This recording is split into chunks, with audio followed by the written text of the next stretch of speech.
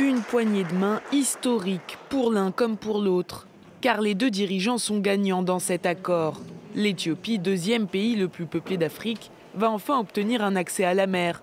En contrepartie, Addis Abeba accepte de reconnaître le Somaliland comme un État indépendant.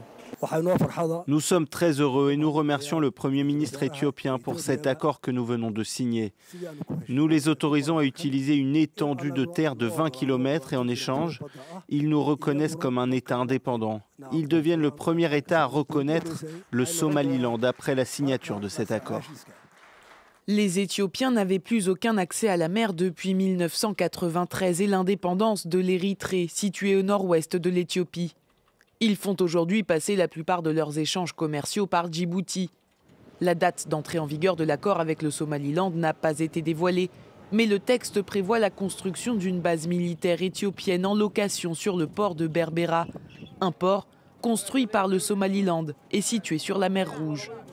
C'est le tout début d'une coopération avec nos frères du Somaliland. Cette coopération va grandir, se développer et assurer notre sécurité commune. Comme nous l'avons beaucoup répété, nous ne voulons pas utiliser la force.